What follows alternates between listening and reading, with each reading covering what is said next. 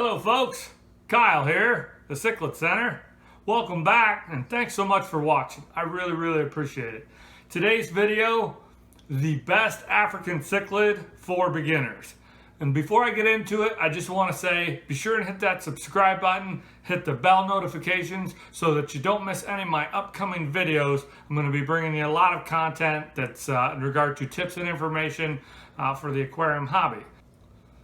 Also, be sure and stay tuned to the end because I'm going to bring some extra fun facts about this particular species that a lot of people really don't know. So stay with me and let's get into it. Okay, when I'm talking about African cichlids, I am referring to the Rift Lake African cichlids. I'm just strictly referring to Lake Malawi, Lake Tanganyika, and Lake Victoria. I don't really have a whole lot of knowledge and experience about the Lake Victoria cichlids. That's just not my thing. But I know the other two lakes really well. There's a lot of different possibilities I could have gone with here. The yellow labs, the cobalt blues, the Pseudotropheus Socolify. I'm pretty sure I butchered that. Red zebras.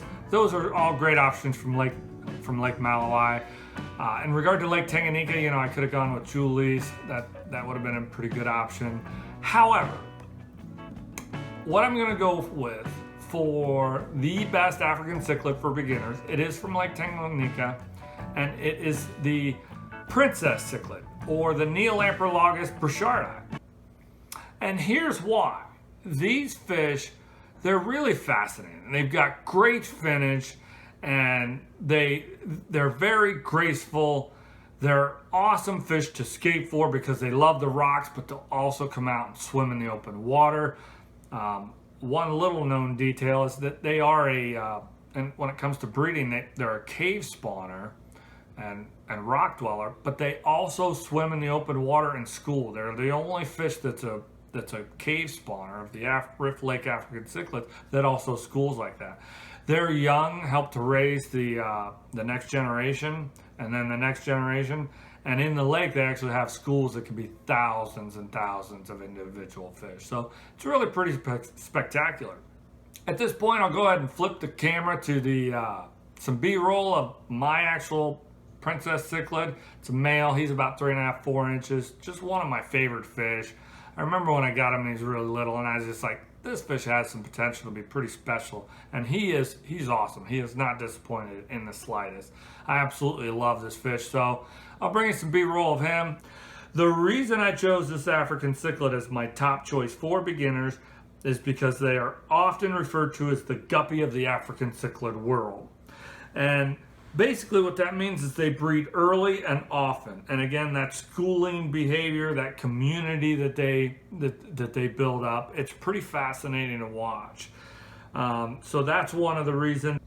And lastly, this is a fish that you can pull it out as an individual and put it in a community tank. They do really well with other tangs, and they also do well with Lake Malawi cichlids. You're gonna see it on the internet. You're gonna see purists talk about you can't do that. You can't mix different lake cichlids. It's terrible.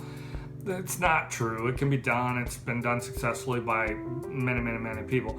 In fact, my uncle's had 2, and they must be the same sex because they haven't bred. He's had them in a community tank for 2 years. He's not had any problems. They're like Malawi, the other fish he keeps them with. It works out perfectly fine. I've had an individual fish in my community tank for over a year. Now that's a Lake Tanganyika setup, but it's in with other tanks, but it's by himself. Some fish don't do well as an individualized species, and it really hurts them. The ccomes or the trophies from Lake Tanganyika, you certainly wouldn't want to do that. But the Princess Cichlid, the Neolamprologus Brichardi, it works out just fine. Now I'm going to get into some profile information for this species. The Princess Cichlid, Neolamprologus Brichardi, it grows to 3.5 to 4 inches, but some in the aquarium hobby have actually reached 6 inches. The minimum tank size for this species is 40 gallons. You don't want to keep it in anything smaller than that, even if you're doing a species-specific tank. Water parameters, the temperature range is going to be between 74 and about 80. The pH 8 to 9. They really like their water very hard. Some people buffer it. I don't really chase parameters.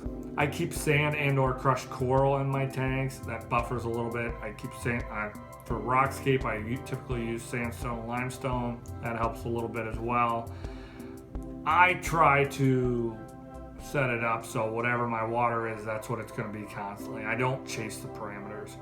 There is, that's far better for your fish. As long as you're close. You don't have, if you're way off, if your water parameter starts out at 7, you know, that's something that your African cichlid might not adjust to. But if you're 7.7, 7.8, you're probably fine. You don't have to chase it.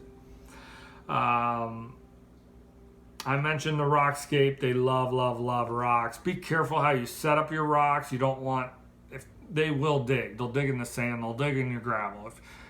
If you have your rocks situated where they could, you know, slip or slide and bang against the glass, you certainly don't want that. So be careful of that. But they do. They love rockscape, getting down in there.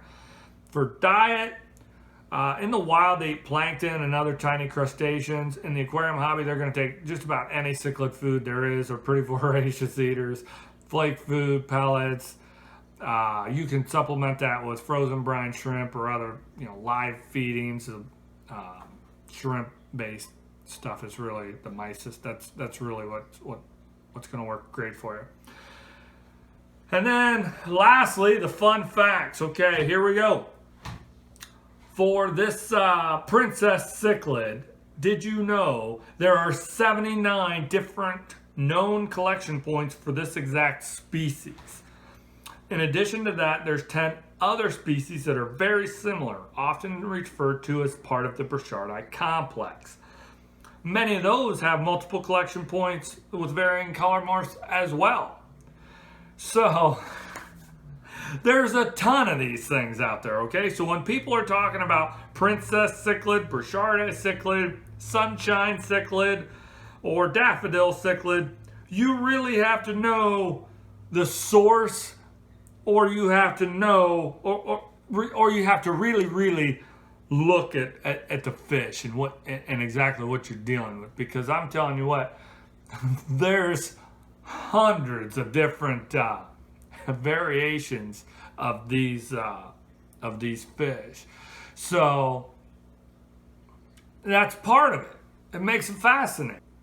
So there you go. That is my best African cichlid for beginners. I hope you enjoyed this video. I hope you found the information very useful. And if you have any questions or comments, be sure and include those down below. And as always, I thank you for watching.